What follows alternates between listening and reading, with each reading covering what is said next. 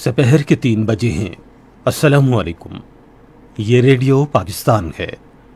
عامر ہاشمی سے خبریں سنیے۔ پہلے اہم خبروں کا خلاصہ۔ وزیر اعظم نے اقتصادی مشاورتی کونسل کو ہدایت کی ہے کہ اقتصادی استحکام اور پائیدار شرح نمو کے لیے مختصر، درمیانی اور طویل مدتی اقدامات پر مشتمل لائحہ عمل پیش کرے۔ صدر نے کہا ہے کہ پاکستان سعودی عرب کے ساتھ اپنے تعلقات کو انتہائی اہمیت دیتا ہے اور انہیں مزید مستحکم کرنے کا خواہاں ہے۔ پاکستان اور ایران نے اسلام مخالف پروپیگنڈے کے واقعات کی روک تھام کے لیے مل کر کام کرنے پر اتفاق کیا ہے۔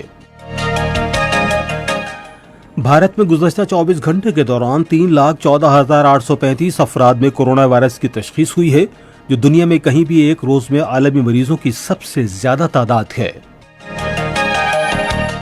ممتاز فنکار، مزاحیہ اداکار اور میزبان معین اختر کی 10ویں برسی آج منائی جا رہی ہے۔ اور پاکستان اور زمبابوے کے درمیان 3 میچوں کی سیریز کا دوسرا T20 میچ کل ہرارے میں کھیلا جائے گا۔ اب خبریں تفصیل کے ساتھ۔ وزیر اعظم عمران خان نے اقتصادی مشاورتی کونسل کو ہدایت کی ہے کہ اقتصادی استحکام اور پائیدار شرح نمو کے لیے مختصر، درمیانی اور طویل مدتی اقدامات پر مشتمل لائحہ عمل پیش کرے۔ وہ آج اسلام آباد میں وزیرِ ویڈیو لنک اقتصادی مشاورتی کونسل کے اجلاس کی صدارت کر رہے تھے۔ وزیر اعظم نے کہا کہ اس لائحہ عمل کا مقصد قیمتوں میں استحکام لانے کے ساتھ توانائی، تعمیرات، زراعت، سیاحت، سماجی تحفظ، اعانتوں، چھوٹے اور درمیانے درجے کے کاروباری اداروں، ترسیلات زر اور سرکاری اور نجی شعبے کی شراکت داری سمیت معیشت کے تمام اہم شعبوں کو مزید منظم بنانا چاہیے۔ وزیر اعظم نے کہا کہ لوگوں کو سہولت فراہم کرنے کے لیے ان پر مزید ٹیکس لگانے کے بجائے دوسرے حل تجویز کیے جائیں۔ وزیر اعظم عمران خان آج ماہی گیروں کو بااختیار بنانے کے لیے ایک پروگرام کا آغاز کریں گے۔ پروگرام کامیاب جوان پروگرام کے تحت سمندری امور کی وزارت کے تعاون سے شروع کیا جائے گا۔ ایک بیان میں تحریک انصاف کے رہنما عثمان ڈار نے کہا کہ پروگرام کا مقصد ماہی گیری کے شعبے کو آگے بڑھانا ہے۔ انہوں نے کہا کہ ماہی گیروں کو آسان اقساط پر قرضے فراہم کیے جائیں گے۔ عثمان ڈار نے کہا کہ گزشتہ حکومتوں نے ماہی گیری کے شعبے کو نظر انداز کیا تھا۔ انہوں نے کہا کہ ہمارا پروگرام ماہی گیروں کو سمندری معیشت کا ایک اہم شراکت دار بنانے کی جانب ایک قدم ہے۔ وزیر اعظم عمران خان نے اس عزم کا اظہار کیا ہے کہ پاکستان دہشت گردی کے ناسور کو دوبارہ ابھرنے کی ہرگز اجازت نہیں دے گا۔ آج ایک ٹویٹ میں انہوں نے کہا کہ رات کوئٹہ میں دہشت گردوں کے بزدلانہ حملے سے بے گناہ جانوں کے ضیاع پر انہیں انتہائی دکھ اور رنج ہے۔ وزیر اعظم نے کہا کہ ہماری قوم نے دہشت گردی کو شکست دینے کے لیے بے پناہ قربانیاں دی ہیں۔ انہوں نے کہا کہ ہم تمام داخلی اور خارجی خطرات سے چوکس ہیں۔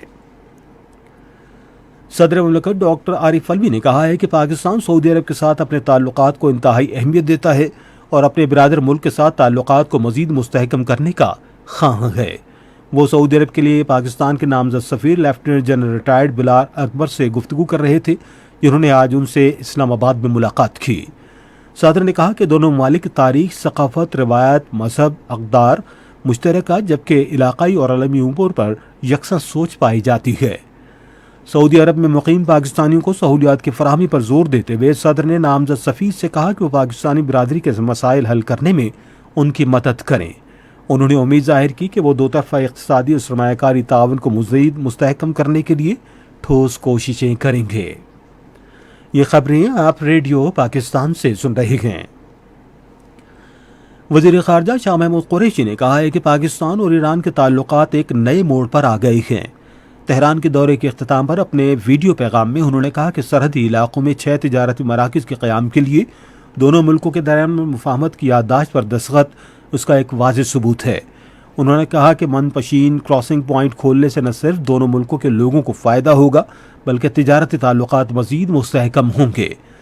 وزیر خارجہ نے کہا کہ ایران اور پاکستان دونوں ملکوں نے اسلام و مخالف واقعات کی روک تھام کے لیے مل کر کام کرنے سے اتفاق کیا ہے۔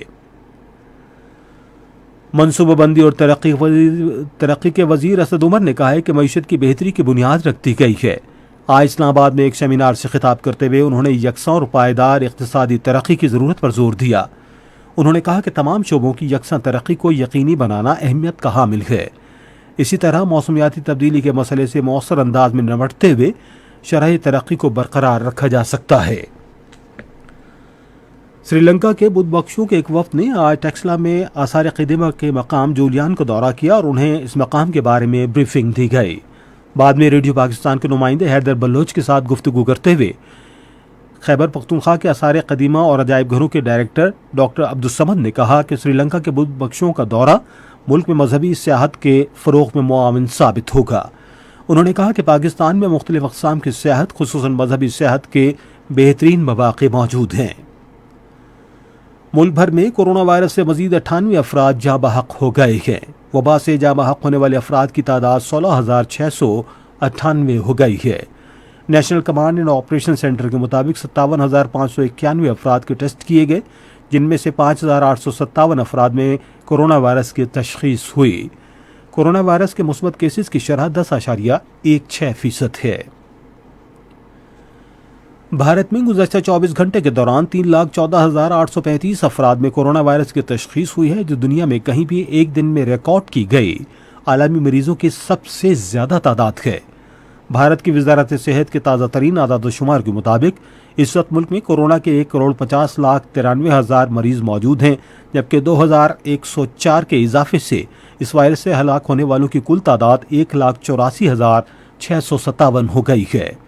دارالحکومت نئی دلی سمیت شمال مغربی بھارت کے اسپتالوں نے نوٹس جاری کیے ہیں، جن میں کہا گیا ہے کہ ان کے پاس کورونا کے مریضوں کو زندہ رکھنے کے لیے ضروری آکسیجن صرف چند گھنٹے کے لیے دستیاب ہے۔ امریکہ کے ایک آزاد کمیشن نے بھارت کو مذہبی آزادی کے بارے میں محکمہ خارجہ کے بلیک لسٹ میں شامل کرنے کا مطالبہ کیا ہے۔ کمیشن کی ایک سالانہ رپورٹ میں کہا گیا ہے کہ وزیر اعظم نریندر مودی کی حکومت ہندو قوم پرست پالیسیوں کو فروغ دے رہی ہے، جس کے نتیجے میں مذہبی آزادی کے منظم اور سنگین خلاف ورزیاں ہو رہی ہیں۔